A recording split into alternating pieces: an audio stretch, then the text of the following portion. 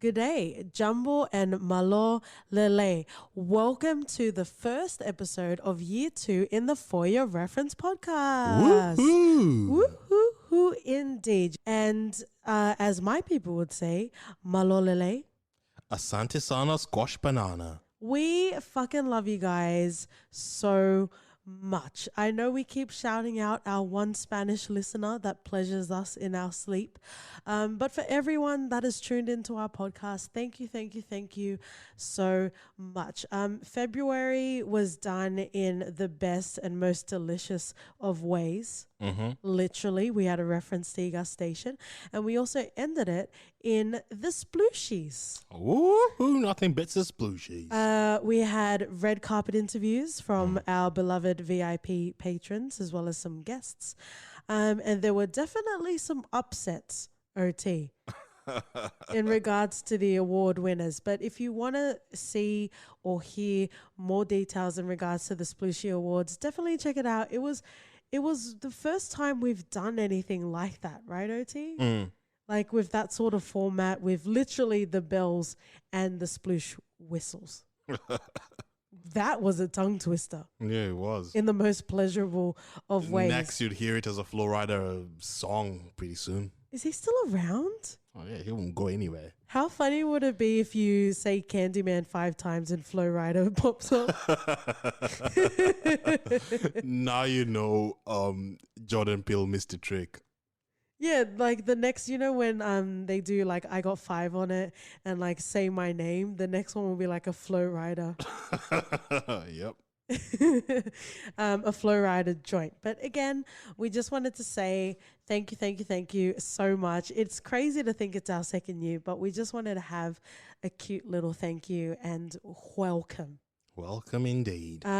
We do not guarantee it's going to be clean for you to listen to with your children, but we can almost guarantee that you can probably make some children off of listening to these episodes. So, as we like to do in the For Your Reference household, we are going to be starting off with your phrase or mine. Just paying homage to Kyle Barker. Oh, is that you? Kratos. And his Kenyan march in the show. Yep. I'm giving you a Kenyan proverb. Nice. We share the same sun, but not our homes. I think it's mind your business. You don't know what shit I'm going through. Nope. It means we all have the same opportunities to succeed in life as the sun shines for everyone. But it's what we do during the day that will reflect on what we bring to our homes. Oh, were you being sentimental in this sexual household? Oh, yeah. How dare you? 4 black people living in an apartment in New York. They did some really bloody good hard work. A brownstone. Brown. Mind you. Oh, that's really sweet. And I'd like to extend that to our listeners. There are many podcasts and, we're all about polyamory. We're not telling you to be exclusive with For Your Reference, although it might be nice. But thank you so much for choosing to listen and in many cases to continue to listen week after week. Thank you so much.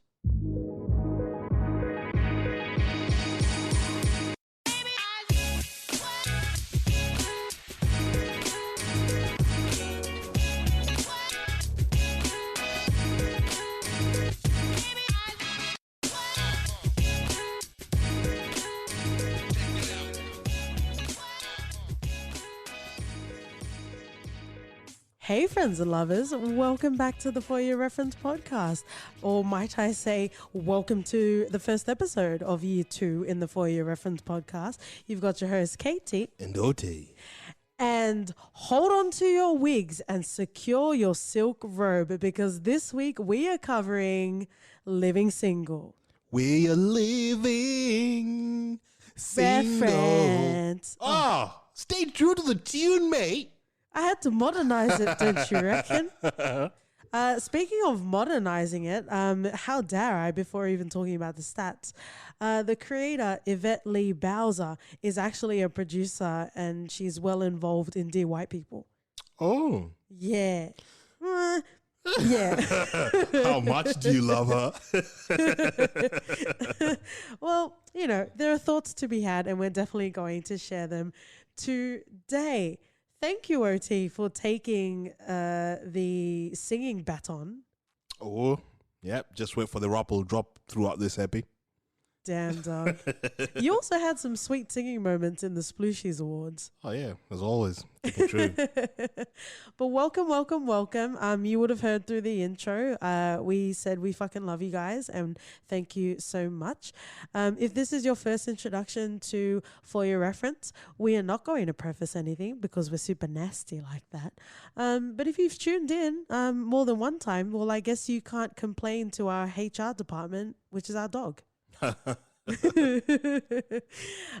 again, thank you so much for tuning in.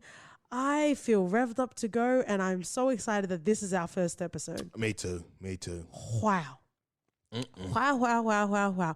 Well, let's do what we do and start off with the stats. This ever eternal, universal, all-encompassing show premiered on Fox on the 22nd of August, 1993. Mm-hmm.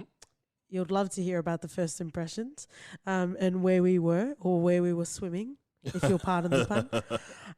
Like I mentioned, the creator is Yvette Lee Bowser. It garnered a lot of praise. It became a fan fave, and it became consistently higher in ratings than Martin, which came out a year before Living Single.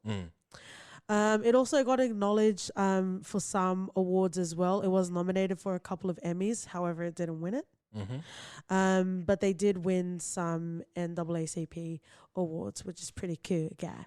Yep. Let's just glaze over. We're definitely going to marinade. Maybe I'm hungry. I just ate, but who cares? Calm down, Max. Damn. Hey. And I wasn't even trying to be a reference. There you go. We have Queen Latifah. She was fully fledged coronated queen.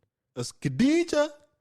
You know what? And in this show, there were moments in the early seasons where it was like a hard J, like Khadija. But then sometimes they'll do a soft J, like Khadija. Oh. Right? Yeah, I didn't pick on that, but, you know. Pickety snicketies, that's what we do around here. We also have Kim Coles, Erica Alexander, John Henton, Kim Fields, and Terrence T.C. Carson. A slew of guests, and I can't wait to talk about the guests as well as the main cast as well. But those are the stats that we have for Living Single. What a show. Let's start off with what we always do, which is first impressions. If you've listened to our podcast before, you'll know that we talk a lot about our frame of reference. You know, all of us can be watching the same thing, but experience or things just hit different. That's what the kids are saying, by the way. Feel free to note that down in your Herbert the Pervert book.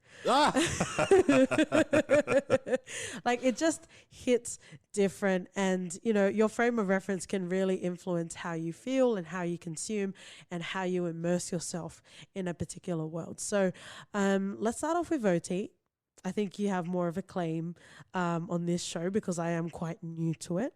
But let's start off with your first impressions. Again, this came out in 1993, so I know you already had your kids and your first mortgage. As if Kyle didn't have a secret family. Oh, I'm sure he fathered a lot of people out there. So yeah, let's dive into it. I'm assuming you were in Kenya at the time. How are you feeling? What were you going through? What was it like?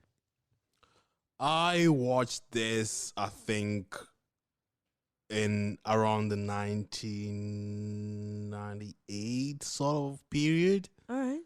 I think we were binge watching it with my brother and sister, and it was just one of the shows that I really just resonated with. It was fresh, saying just successful black people doing their thing without really paying too much attention to the skin color. It's just normal life. Like, it's just successful people, you know?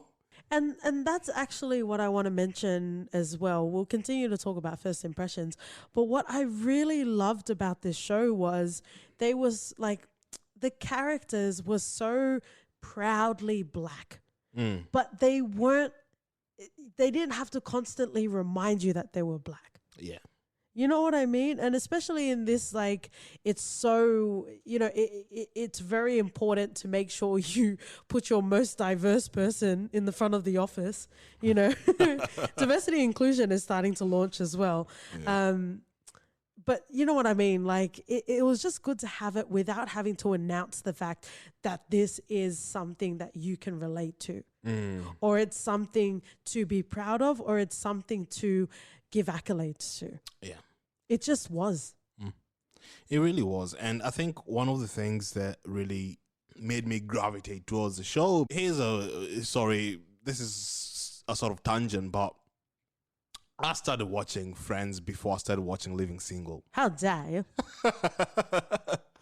And it was just completely different. And I think back in the day, it was just blowing my mind how we would sit through season after season without breaking, and by God, mate, it was amazing. Like every tasty morsel. What's your bold British man? Is it Ross Kemp? Yeah. So this is not a KT Kemp expose. Everyone knows that the executive of NBC said if he could have any show, it would be Living Single. And the next year later, Friends turned up on NBC. So, if you want to hear about KT exposés, we can talk about that, but that's not what we're going through today. I think it's a fun little fact that people like to throw out there that, it deserves the accolades. You know what I mean? It's crazy. It's crazy because watching with you for the second time, I felt like, of course, there was a lot of things that I missed. And there's a lot of like funny moments that just went through my head, even though it was enjoyable for me at that time. I came to understand it more, and it's just more shocking that it didn't get the sort of acclaim that it deserved. Yeah, because even in the 5th and final season, it was just abruptly cancelled. Yeah. Yeah, and I guess that's an interesting sort of phase because you were watching it when you were preteen. Yeah, so you were watching it in a different, sort of age bracket, and now you're watching it in your delicious, most delightful of ages now. Post-teens, yeah. Well, yeah. We're all legal in the For Your Reference household. Yeah, for sure. The things we do to each other is questionable, but we're all very legal in the For Your Reference household. So I guess it'll be interesting as well as we talk through the show for you to give your perspectives of, whether you found more layers or whether it just didn't stand up to time. Yeah. I think that would be quite interesting as well. But that's interesting. And the fact that it came onto air in Kenya as well. Oh yeah. Or were these on the side with your blue movies? No, these were being aired on national television. They would do it like the whole sort of Saturday night, like bring the family around. Yeah, and just have some fun, and it would be this, and then they'll switch it off to Martin. But yeah, it was just completely a good experience. Definitely. Let's just quickly go through my first impressions. Now, if you've got any pearls, now is your time to clutch them. I had never heard of Living Single growing up. Oh, dear, you see what I have to put up with. Yeah, he doesn't have pearls, so he's clutching something else.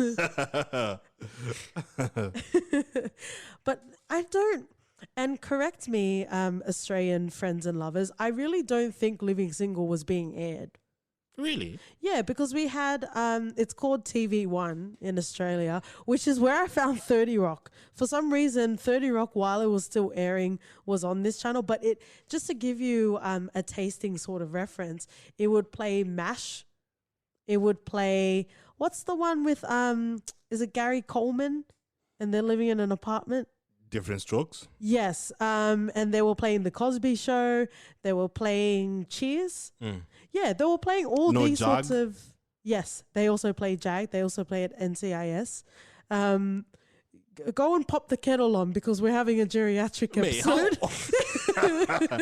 how young are you? You're referencing NCIS in this. No. I think everyone's original first knee has disappeared if you're watching NCIS. But my point is, it had shows that were older that were in syndication. Yeah. And I don't ever remember seeing Living Single. That's not to say that it didn't air. Like I said, we couldn't afford the premium package in Australia in my circles.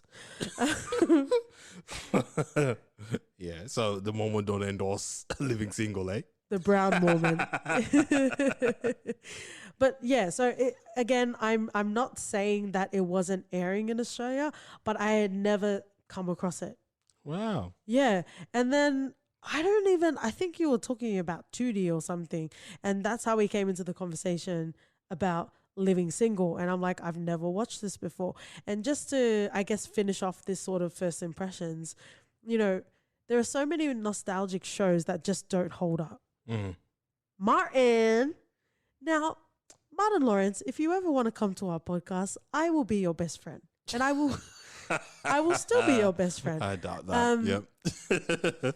Sodium friends and lovers, listen to our Bad Boys for Life, Bad Boys trilogy episode, because I talk about Martin Lawrence, but he was a punk ass bitch as Marcus. But we tried watching Martin as well, Martin, and that first episode, it just didn't age well. Yeah. It just didn't age well. And you've tried to get me to watch Friends like 6 times. And I think we did a Twitter poll on this already. But I'm a completist. If you tell me a show is good, I am watching it from the start. Yeah. And if it's shit from the start, then you can bugger off. And that's the case with Friends. Like it's terrible. I know people talk about Pivot or whatever the fuck. We were on a break. I can reference shit, okay? You're not allowed to reference shit you don't know. You don't watch it. Those references are invalid to you. Have you just ignored the last 55 episodes where we just... Do we reference responsibly? No, we do not. We don't many responsibly, but again, we're all legals and that's all that matters. But yeah, like we've tried to watch shows that were older and they just didn't stand up, especially with sitcoms. That becomes a finicky sort of genre, if that's what you want to call it. Yeah. As well. And I definitely want to talk about the sitcom sort of format, especially in regards to Sinclair. Yeah, and I guess one of my fears in trying to recommend Living Single to watch it was that because sitcoms are quite weird now because you can't really find a good sitcom at the moment. I think it just got lazy. It became stale. Yeah. Yeah. And like when's the last sitcom you can remember that was good? Is How I Met Your Mother a sitcom? Yes. Because I tried watching that and that was fucking shite.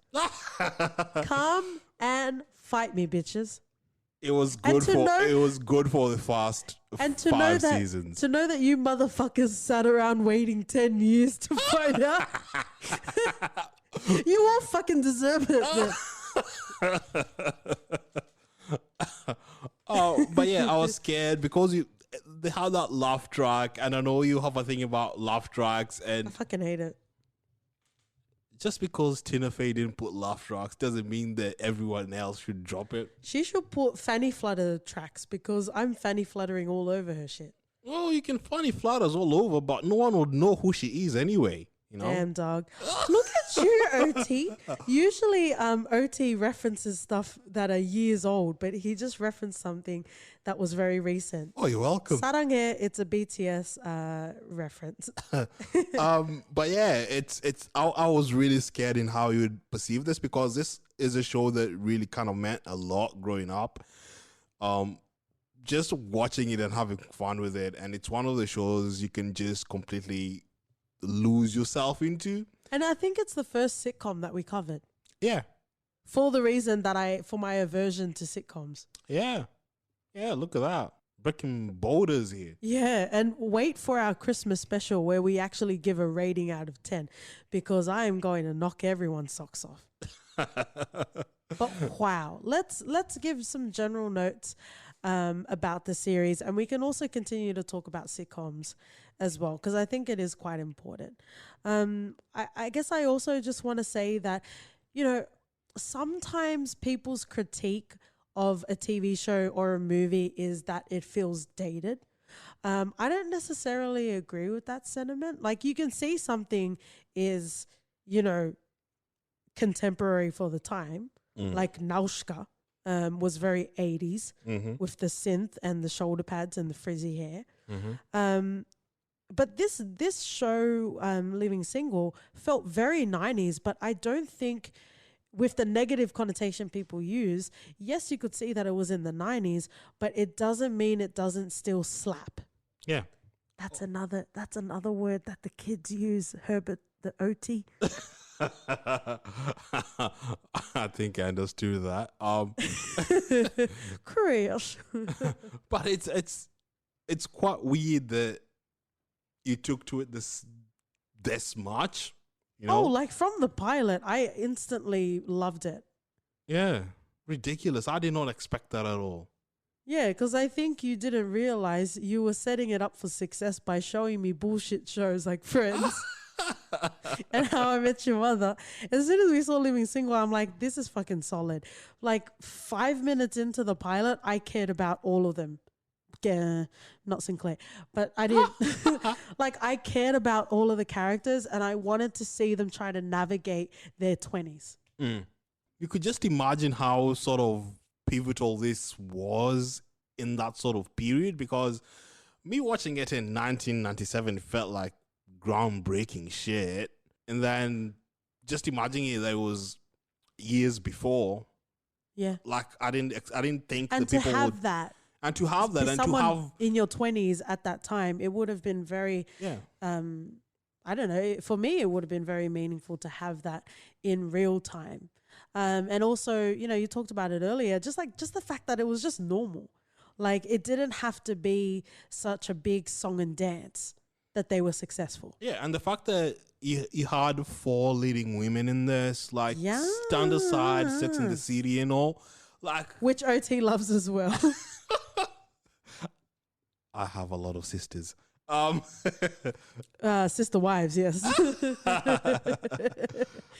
Like, they were breaking the mold in a lot of ways, and people are not just giving it credit for a lot of things, because you'd get like Sex and the City, they said, oh, this was so innovative, having 4 leading women and all. But nah, mate, Living Single was doing it fast. And they were tackling real life shit. Exactly. And I think, you know, for all of the accolades that we're giving, the most poignant point is that it was fucking great. It wasn't just the cultural sort of accolades. It was the fact that it was actually a great show with characters that you maybe not resonated with, but you wanted to see how they continued in their hijinks. Oh, yeah, for sure. And that's not an easy thing to do. It really isn't. It's not. So yeah, definitely a great show all round, and obviously there are comparisons with Friends. I usually have a segment where I talk about foundational qualms that get in the way of discussing the actual show, but you know, we can be chums, which is a 30 Rock reference with Michael Sheen. And if you guys haven't watched 30 Rock, if you hear, without knowing the actor, if you hear the name Wesley Snipes, do you imagine the actor or do you imagine a pale Englishman? That's all I'm saying. Most of us grew up watching Wesley fucking Snipes, so we assume that name belongs to the one and only. And if you're wondering, why, Katie? Why do you continue to quote 30 Rock? Well, it's my fucking podcast. But also, Queen Latifah showed up on 30 Rock as Congresswoman Bookman. So it's the reference circle of life, if you're welcome. But speaking of Queen Latifah, let's talk about the characters. We have Kim Fields as the and in this show. But let's talk about Queen Latifah. Oh yeah. Oh yeah. She She's even made the intro. she's the glue. She's the responsible Tight like one. glue. That's a lyric reference. When I talk like this. I was actually talking about the theme song of Living Single. Oh, I was quoting Toddy Rock, man. Nice. I prefer that actually. Anyway, but she's the glue in this group. She's the responsible one, kind of. Yeah, like she's kind of maternal, but not maternal. Yeah, yeah. She's there for pretty much the three other girls, and like there are times when I had qualms with the character because I felt like it was outside of what she would probably do. I think Yvette kind of veered off, in my opinion, some of the quintessential character traits in this because later on, like, let's say inconsistent, yeah. Like, let's say Khadijah's interaction with Regine. There's two people that have known each other since they were wee baby Seamuses, and then Archer reference. when Regine has problems later in the season, or there's an argument, like Khadijah wouldn't just care. She would not give a fuck. She would not even apologize for being in the wrong when we know she is in the wrong. Oh yeah, definitely. She definitely treated people differently. She gave Sinclair a lot of graces that she would never give to Regine's character. Yeah, even if you're a cousin, who treats their cousin that well? Well, there are some cousins. there are some cousins I hope to never see again. But I wanted to talk a little bit about Queen Latifah in general. I fucking love her. Oh, she's amazing. I support everything she does. I wasn't sure how I felt about the rom-com with her in Common, but hey.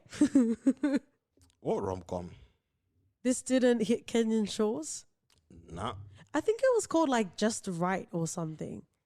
And they kind of like fell in love. I don't know. I didn't even know what I was watching. Maybe it was a fever dream. But I remember. Fever dream. Wow, nice. Great reference. You should start a podcast. Yeah, but there was Queen Latifah and there was also Common in like a rom-com together. So that was a bit weird. But the interesting thing, before watching Living Single, you introduced me to Set It Off. I've always heard about Set It Off, especially the soundtrack, which is great. The Bad Boys soundtrack is also great. So I have great things to say about Bad Boys in that regard. But yeah, Set It Off. Wow. Yeah. Wow. Yeah, for sure. Like it's one of the movies that will also stand the test of time because I made you watch it quite recently. I knew it was there. I just never watched it. And we had a good old time. I felt a lot of feels though in that film. I wasn't expecting that. Yeah. But the thing I really love about Queen Latifah is, you know, she was fully fledged in her music career and she was actually quite big at the time. Yet she fully embraced the ridiculousness and the salaciousness of the show.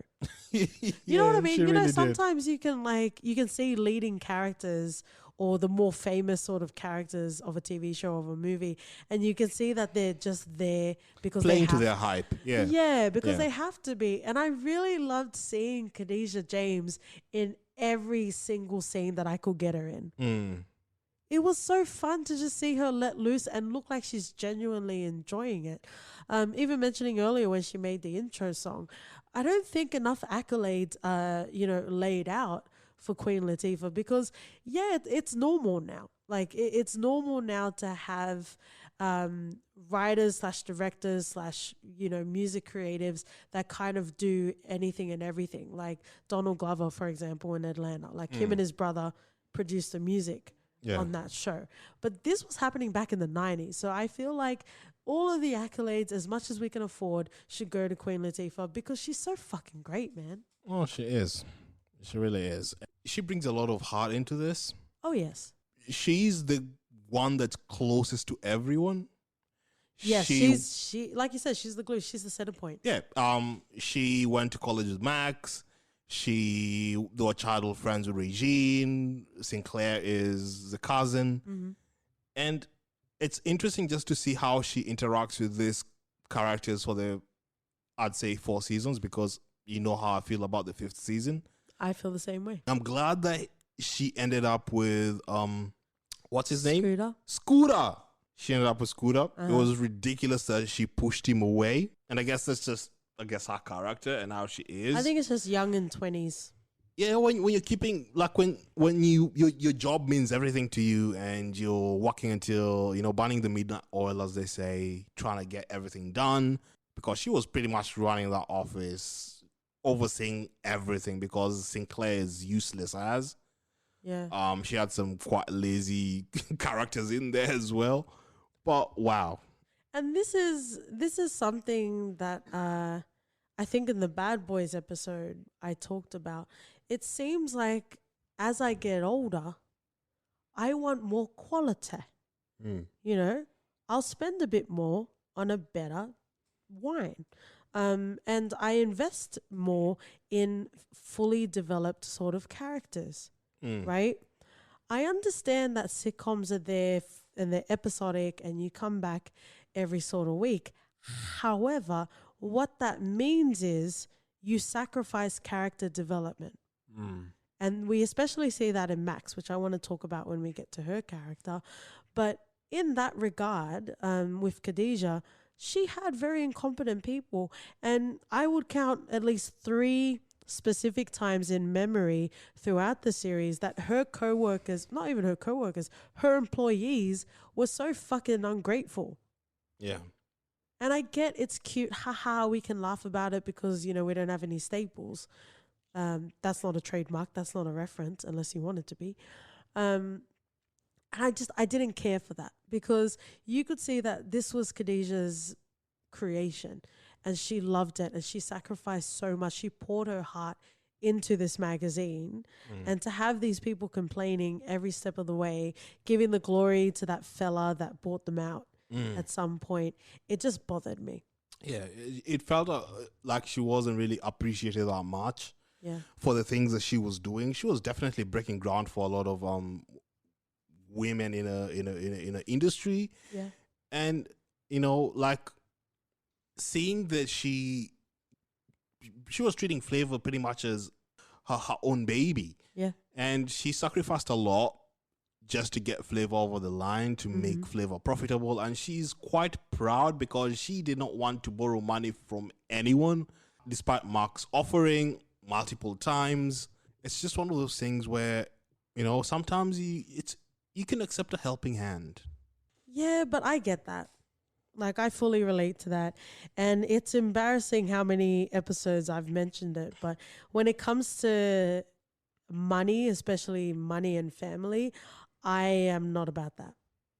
Yeah. For many reasons. And I really resonated with Khadijah when she just didn't want to accept help. You can call it pride, but I can understand 100% where she was coming from in that particular regard. Yeah, I can understand that, but then your business goes under, you're living in the street, where's your pride then? Know what I mean? Right next to your splooshies, mate. Oh, but she's a solid character, and I know we'll continue to talk about her as we cover other characters. I do just want to mention that Queen Latifah's real-life mother, Rita Owens, as well as Kim Field's real-life mother, Chip Fields, played their mothers on the show. Yeah. Very cute. It is very cute. Super cute guy. Let's go down the IMDb billing. We have Kim Coles playing Sinclair. Now, this is a character that I think a lot of people will find hard to love. Well, this is a question I have for you because I am watching this all in a bubble, right? I wasn't watching it when it was essentially live and people were watching it and you were discussing it and, that sort of thing. Do you know what the general sort of feeling was about Sinclair? Because flat out, I was not a fan. I did not mind her watching it when I was younger. Uh-huh. But re-watching it with you, I was like, was she always like this? Yeah. She was annoying as, and I feel like once we got farther towards this season, it got slightly better. But you could still see the sort of. I don't think it was better. They just didn't show her as much. She was overacting in places. She felt quite stiff in some areas.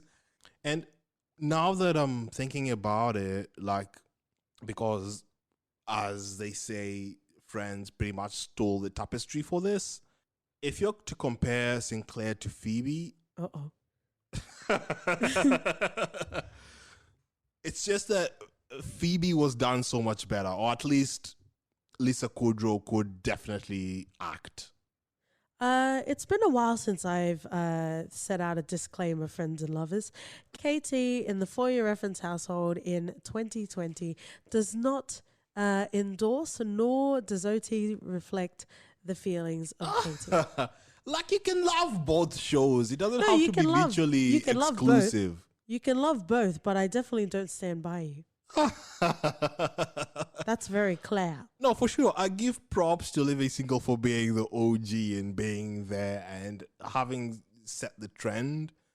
But there are aspects in Friends where I feel like they executed certain areas better. And this goes to show it's more with the budget that they had. And they had more time. They were learning from the first Pancake. Yeah, exactly. So Succession reference.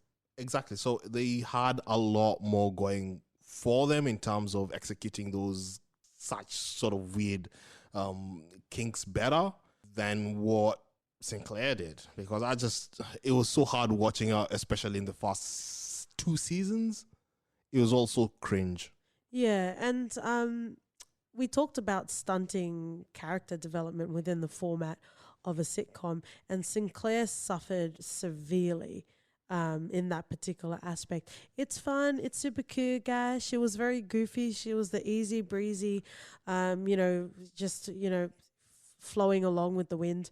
That's not a fucking phrase, but come and fight me. But the problem that I had with her character is when they started to dive into meatier sort of storylines. Very early on, I think it was in the first season, Sinclair felt entitled to a promotion. Yeah. And that's when I started to get pissed off with her character, because she's terrible at what she does. If she had one iota of self-awareness, she would know she's fucking shite. Yep.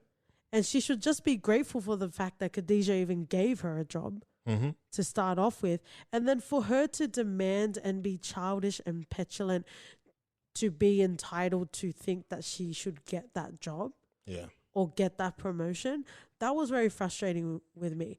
And again, maybe I'm just Katie Clint Eastwood and I'm just old and bitter shouting on my porch, but I can't deal with characters that have that lack of self-awareness.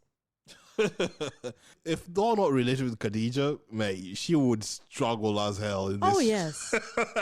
And do you think Regine will be friends with someone like Sinclair? No. They just wouldn't vibe, because Regine is all about real, but we'll come to her in a second. But yeah, Sinclair became a problem. And you say that it got better. I think they just didn't show her as much. And the unfortunate thing about that is, in lieu of not showing Sinclair as much, they upped the exposure on Max. Yes, but I feel like one of the things that worked with Sinclair is Obie. Because Obie was really solid in his role, and I feel like if he wasn't... You mean Montel Obie Jordan? Or? Yeah. If Obie wasn't as good as he was, that dynamic would not have worked at all. He's actually a great example of a character that doesn't necessarily grow in development, but they're still so great to watch. Yeah, and like you still enjoy them. And it's like good. He didn't suffer fools. I'm sorry we've just kind of switched to Obie for a bit, but he didn't suffer fools. And when he'd call out, when people were acting out, even if it's Sinclair herself, he would call it out immediately. And he would be like, nah, mate. Yeah. No, shorty. Like he would stop that in its tracks. And that's what I loved so much about Obie. Oh yeah, definitely. He had an endearing nature about him, and I guess to some extent you could say Sinclair also had an endearing nature, but that nature disappeared. Woo woo woo. But that nature disappeared when she became entitled and she felt like she deserved shit. How about when she started going to those art classes and then Obie came and he became the star favorite? And then she threw a tantrum. She couldn't handle it. Yeah. And she definitely did have her dark sides, because there were moments where you're like, that seems a bit out of character. But until you had Obie's uncle come in, Yeah. and he was like, no one is that good. Yes. No one. Yes. There's definitely some hidden shit in that. Look a bit closer, because that was me. But yeah, and I think he hit the nail on the head. But it's true. Like, unless you've lived in a chamber and you haven't gone through shit in life, how could you possibly be that happy? Yeah, you can't. Like, it's. And I feel like, whenever you meet someone, if you have nothing else to describe them, it's usually that they're nice. You know what I mean? Like, are they ugly? Yes. Are they dumb? Yes. What can I say about them? Oh, they're nice. They're very nice. Because you saw, like, you can say she's nice, but she turned into a real bitch, which is fine because we're all bitches, really. Yeah. Katie in 2020 in the For Your Reference household.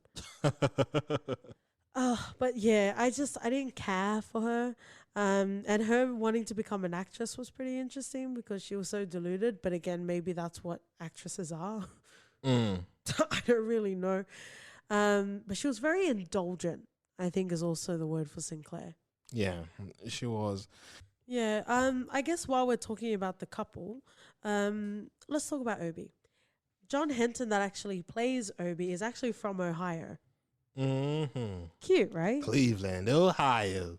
I feel like I have a grasping of American accents, but I guess I don't, because I didn't realize that Ohio has like a distinct accent. You know what I mean? You know, like how you have like the South, like they're specific, and New York, Boston. By the way, my impersonations of accents is just screaming the city. LA. Oh wow.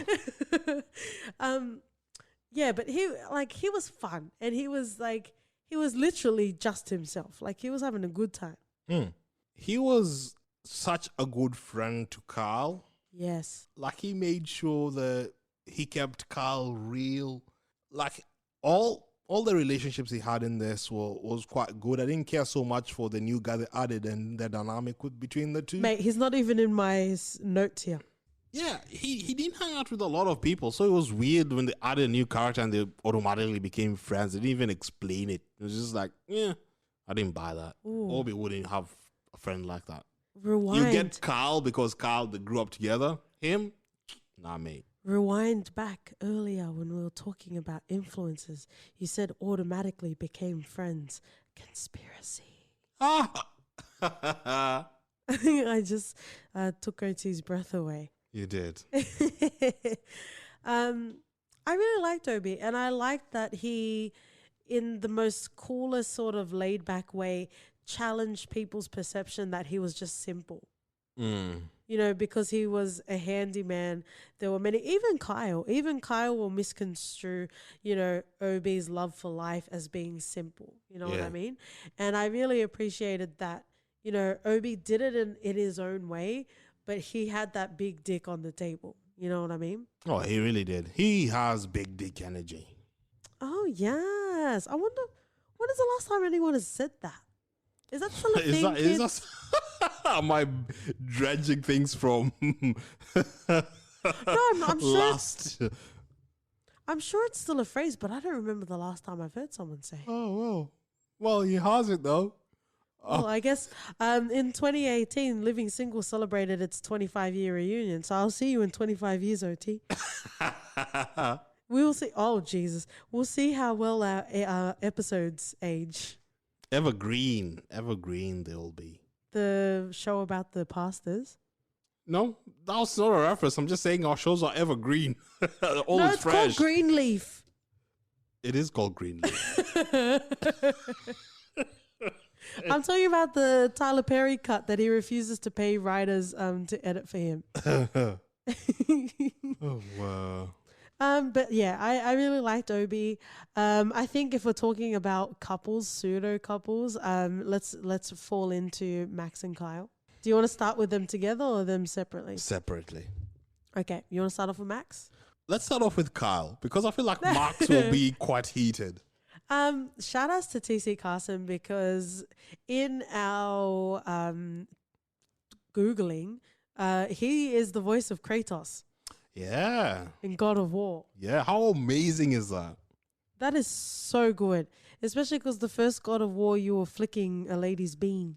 Yeah, and Wait, I'm beating myself that I didn't hear it because his voice is quite distinct. No, you said you were beating yourself. That's the punchline. Yeah, I know.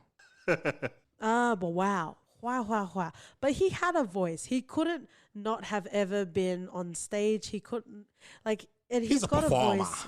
He's definitely a performer. A And thespian. a thespian. And I enjoyed him. I enjoyed his character. I don't think I would want to be around him in real life though. Ooh, what is that? I'm not picketing my snicketing right now, but sometimes straight males just loom over you. It's weird. It's a weird feeling. Like it's like, can I just have one exchange with a straight male and not feel like they're going to hit on me or say something creepy? Well, Carl wasn't hitting on everyone. He was Have you watched the show? among his friends. He didn't hit on Khadija. Kind of. It was later revealed that they were in a relationship with Regine, which was like, okay, I didn't see that. You can't deny the fact that Kyle liked to flirt. Well, he didn't flirt with Sinclair. There you go. So does that prove everything? Yep. Okay. Like he is a flirt, but I felt like he knew the boundary when it came to friends because he was there for a lot of the sort of, especially Regine, who I'm not saying he doesn't have heart, but you can still be a flirt and also have heart. like I feel like especially when it came to his interaction with Regine, that's where we came to see his kind of softer, friendly side. Apart from when he's talking with Obie, Yeah. you could tell there was something more there. Like they just understood each other, and it was also nice and loving in how they treated each other as well. Like some things that Regine wouldn't necessarily be able to talk to with Khadija and Max seriously, not Max at all. Mm-hmm. But you found that Carl was always there to just provide that shoulder to cry on if she needed it, and that's one of the things that I love about him. No, but I'm saying they can exist together. Like you say, friends and living single can exist together. He was a fucking flirt, but he was also a great guy. Yeah, he was a great guy. I'm just gonna stick with he's a great guy. He's super cool guy. No, but I enjoyed Kyle's character. I thought that it was interesting to see that he lived beyond the realms of fuckboy because he actually cared about Max. A lot of the complications, and it might just be because the show needed to continue going in a sitcom sort of format, was Max's resistance to accept the relationship as a relationship. Yeah. And you can see that Carl actually cared for her. Yeah, it's weird because on one hand you have he's a flirt and all, but he was ready to just be serious when it came to Max. Like when he came to talking about his feelings and what that they were experiencing, he was like, okay, I can talk about this maturely. I want to talk about this maturely, but he was not afforded the same sort of feeling or avenue to do that. I wonder if you would defend him so fervently if he wasn't wearing a Kenyan sweater. Oh, he loved that Kenyan tea. He loved everything Kenyan. We stand a good Carl Barker. Carl Barker. I don't think it was addressed whether he was Kenyan or whether he studied there, but OT enjoyed it all the same. I did. And I think one of the best things they covered in the show when it came, I think most of the time we don't get to see this in television. Yeah. And I think one of the few things that we get with Living Single is they cover a lot of sort of issues black people face that are not necessarily out there. And one of those is his hair, because we get judged a lot by how your hair is. And I remember coming here to Australia the first time, and I think went to the barber and he wanted to do some sort of outlandish hairstyle. And I was like, mate, no one will fucking hire me. Just do it plain old. Because we went to the modern day equivalent of like a discotheque. Like it was a very hippity hip barbershop that we went to. Like I feel like if I put dreads on, people would automatically judge me as a sort of person, and it wouldn't be like a corporate look. There's like an internal dialogue that goes on. Yeah, in regards to and Carl standing up for his hair, and just it was refreshing, because I can't remember that episode from when I was a kid and watching it, but rewatching it now, I was like, fuck, they covered this. I wish I knew that in my younger years, when I could pull fucking dreads. I would have done that. I would have gone to work in fucking dreads and be like, this is my African hair, bitch. But will you be proud? Will you fuck in dreads? Because that's all I care about. That's all I care about. But it is very interesting that you mentioned that, because it is quite a big thing. And I guess I'll be the one to say it. I know there's a lot of dialogue about, African or African American hair and the stigma in regards to how people perceive it. I don't fully understand that. I remember Chris Rock had a documentary. Yeah, like, was it called Good Hair or something? Yeah, like even having long hair, and just it's a thing. Like, if you have long hair, it has to be kempt, it has to be brushed. Like it can't be too long to be an afro. Otherwise, you're now distracting people, and it's not corporate enough. Okay. It has to be a certain level. It's just ridiculous. From memory in that particular... Or at least when I was growing up. Maybe things have chilled now. From memory in that particular episode, the white executives didn't have a problem with it. Yeah. It's more the brothers feeling like, mate, you got to represent. That's interesting, isn't it? Yeah. Like regulating within your own culture. Kyle continues to get a lot of love, as we recently watched. Living Single. Let's talk about someone's inability to love. Maxine Shaw, attorney at law. She was my favorite character the first 2 seasons. When she had a purpose, she knew what she wanted in life.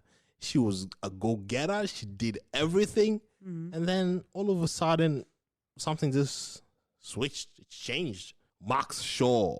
Annoying, doesn't want to face her feelings, doesn't want to do anything seriously. No conversation with Max was serious at all. Yeah, but I don't think that changed. The problem was there wasn't any change, and she kept, they showed her more on the show. So there was less room to hide from that. And again, in the sitcom sort of format, she refused to grow as a character, whether that was a creative sort of decision or whether it was a way to keep the episodic sort of formula going. She didn't develop as a character. So, it's like in real life, how you have a friend that you love so much, but no matter how many times you try to help them, they just don't fucking do better. Yeah. You know what I mean? And then after a while, you're like, okay, well, piss off. Come back to me when you're ready. I love you. I'm here for you, but you're pissing me off. Get lost. Yeah. Right? That's how Max was. At least personally, that's how I felt about Max's character. She just didn't progress. She chose not to. And it was weird because at the start of the series, she was talking about how her fiance, because I think they were engaged, right? Greg, I think his name was. He walked out on her, right? And she was so jaded by that. And it was as if she wasn't ready to give up that stage in her life. But then when she finally gets love and receives love so generously, she doesn't accept it. No, she doesn't. Saying that marriage isn't for her, which is fine. And we've talked about that on the podcast and other episodes. But it was frustrating. It was frustrating to continue to see her, like you said, not take things seriously. And it became bothersome to me because even once Max and Kyle had hooked up, you knew that they were too fiery to stay as a stable couple. It wouldn't have been like Sinclair and Obie. They're still there for the hijinks, but they've got a stable, relatively stable sort of relationship. With Kyle and Max, it was fiery. It was fire and ice. KTRR Martin. Does anyone reference him anymore? You're welcome. But it was so cataclysmic. their dynamic, right? But once, because you knew they had to hook up in this show. Mm-hmm. They had to. And once they hooked up, it fostered a very weird sort of environment. I think for the first couple of episodes after it happened, they kind of ignored the fact that it happened. And then they just went back to the same dynamic, the dynamic that works, the dynamic that everyone loves. She's sharp, she's witty.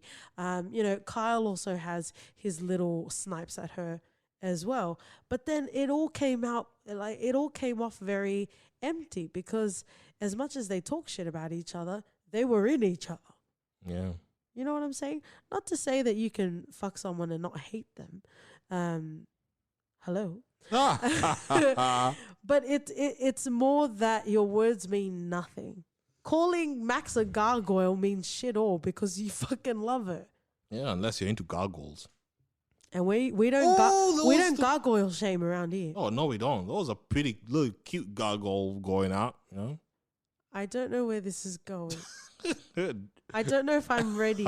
Go upstairs, you'll find your costume. We've talked about cosplays before. Not cosplay. Oh, tell me cosplays aren't sexual. Come and fight me.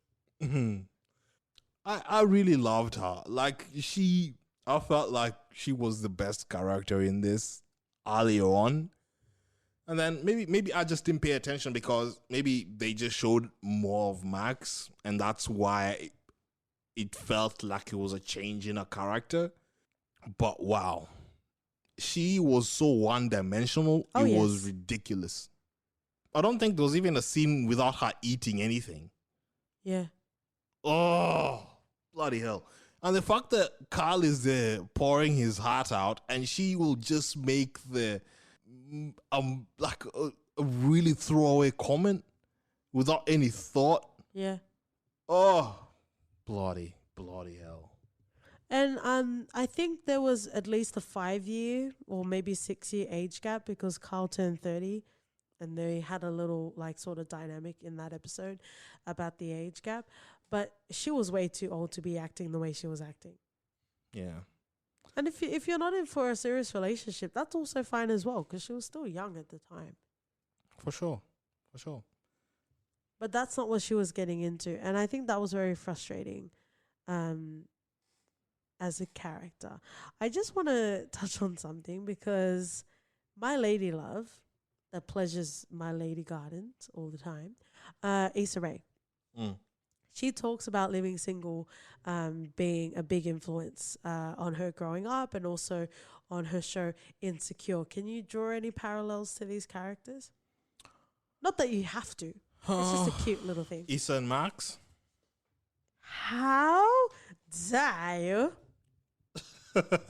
Is that what you're asking me to compare? No, I'm just asking you in general. Oh, between the two shows. Oh, all right. Maybe. What's Issa's best friend? Molly. Yeah, maybe Molly has a bit of Max in her. Yeah. But I think Molly had too many feelings. Yeah, Molly has overload of feelings. Yeah, as opposed to Max. But again, you don't have to compare shows, and we didn't need to do that. I just wanted to mention Issa Rae because that's what I do. Again, this is my podcast. OT owns 2%. Don't worry about her. We got you. You are really bringing the references today, sir. Oh, yeah. Putting the podcast name to the test. And I would say my favorite character, before we quickly talk about guest stars, Regine Hunter. Smooches. Oh, that felt wrong. You need to say that. It felt wrong, but it looked oh so right. Oh, wow. She definitely took the mantle off Max as my favorite character in this, because she was so much more than a diva sort of attitude. Oh, yeah. She was so much more than that. Yeah. When she needed to empathize, she did. She struggled so much, and I felt like she got the short end of the stick on a lot of the sort of storylines. Yeah. Everything wasn't just working for her. Up until the last episode where she got her man quite randomly. The 2 last episodes 2 second last episode of the show. Yeah. And I was like, okay, fine. I didn't think too much about it back then, but rewatching it, I was like, yeah, she's not gonna show up until after this. This is it for her. She wasn't a plot device. I guess, is there a term for it? She was the punching bag of the show, essentially. She was well, she has a bag to punches anyway. Like, oh my. Yeah. Did you know the breast reduction was actually her real life breast reduction and they wrote it into the How show? cool is that? I don't know, man. Like, I keep my titties to myself. Well, I'm thinking of going through the sort of same procedure. These moves, mate. I'm not giving you mine. Oh, you're talking about a reduction. I thought you were talking about an enhancement. Oh, mate, nah. That would be too kinky. It's 20. Well, I'm looking at an organ that I want of yours. But wow. I feel like how she got out of that and not having to go see a therapist. I think she had a lot of self-help books. And yeah, I've never found them helpful. Well, you have to find something to cling on to because wish it, want it, do it. Brian Griffin. I felt so sorry for her in a lot of these episodes. Like, things weren't just working out for her. People would make fun of her.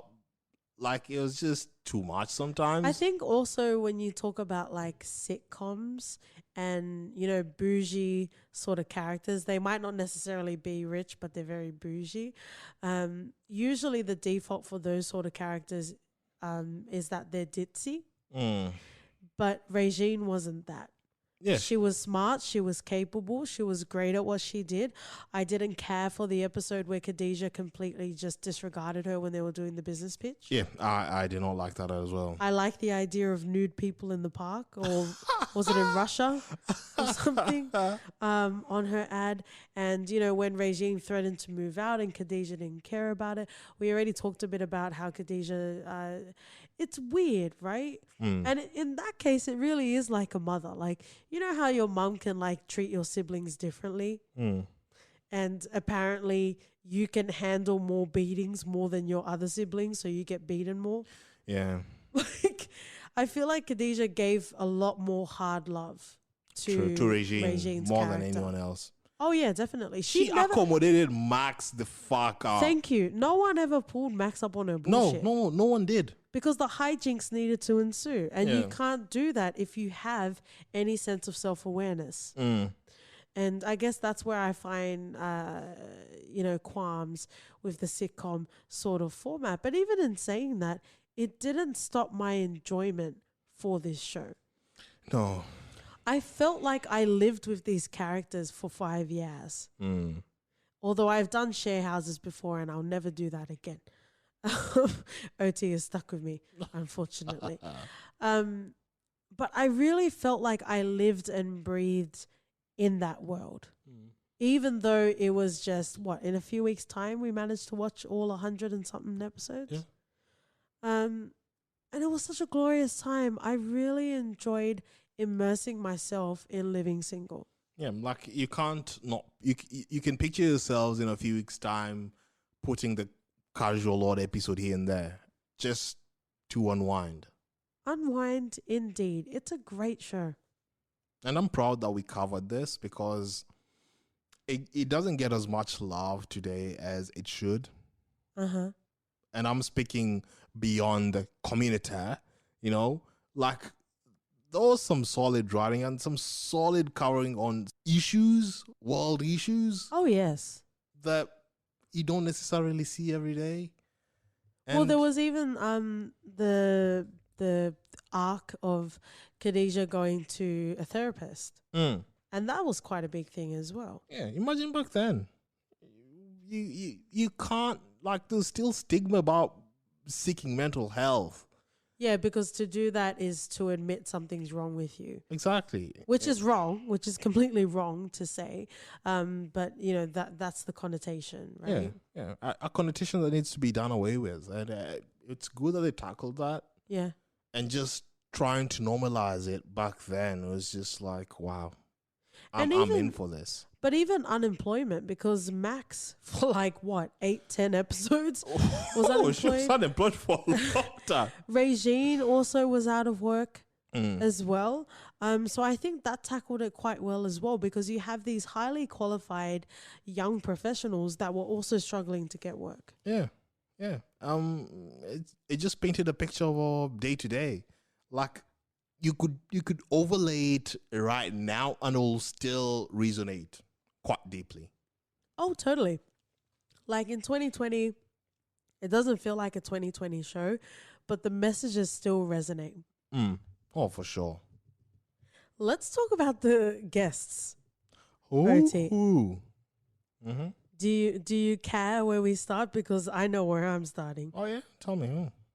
I want to start at the chest of it all. Morris Chestnut. Who? Yeah, a young Maurice Chestnut of that. Hey, I would take a geriatric Morris Chestnut. I saw you rubbing the mushrooms, so don't pretend that you don't remember him on the show.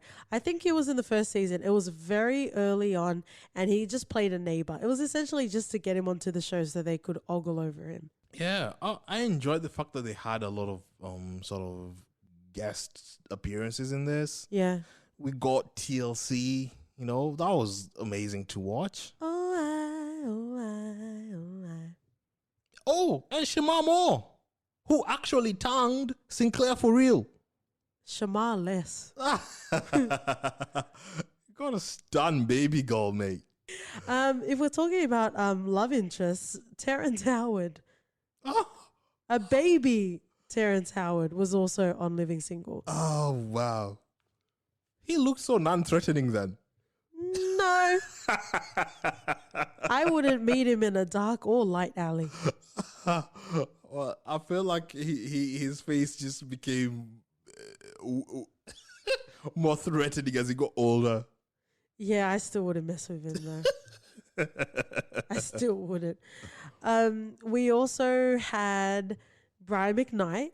That was quite nice to see Brian McKnight. You're sad we didn't get to see him sing. Just One Last Cry, babe. Yeah. Great song. Good song. Speaking of feelings, Gladys Knight. Ooh. Yeah, she played Obie's mom. So nice. Yeah. She was also in 30 Rock. Mm. I didn't do this on purpose. It's straight off the cuff, friends and lovers. Regina King. Oh. She was like in the later sort of seasons as a potential sort of roommate. Yeah. Can she do any wrong? She cannot do any wrong. I'm just waiting for a Boondocks, what is it, a new season or a remake? Whatever they want to do with it, just need more Boondocks. Just give us more. Just give us more Huey and Riley. Do you think we'll ever cover Watchmen on the 40 Reference podcast? Yeah, but not before Boondocks. I I like that. Mm. And even if Watchmen tries to come to the 40 Reference, I'll move out of the way.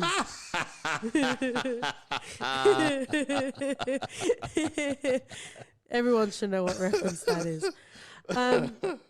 Just so I guess just wrapping up here. Yvette, the series creator, loosely based this on characters that she worked on for A Different World, which was a spin-off from The Cosby Show. Yup. I believe. Did you see any sort of parallels there at all? Not that much. The last time I watched A Different World was quite a long time ago, but I saw the characters as guests, which was good to see. But yeah, that was pretty much it. And we're done. We can go home. Now. We can go home. Oh, but what a show! It's delightful. You would have heard in our Succession episode, we stumbled across Succession and binged it out of nowhere, and it was nice to do the same thing with an older show. And I really enjoyed it. It will always hold a very close place in my being because I don't have a heart, unfortunately. I'm still working on it. But what a great show. Let's finish off in a segment we call For Your Reference. I think you already know what I'm gonna reference here. I have no qualms. Like, yes, it sucks that they got more money, it got more popular, it got more advertising, they made it bigger, and it's friends. In as much as it felt or it is stolen, We can't be friends.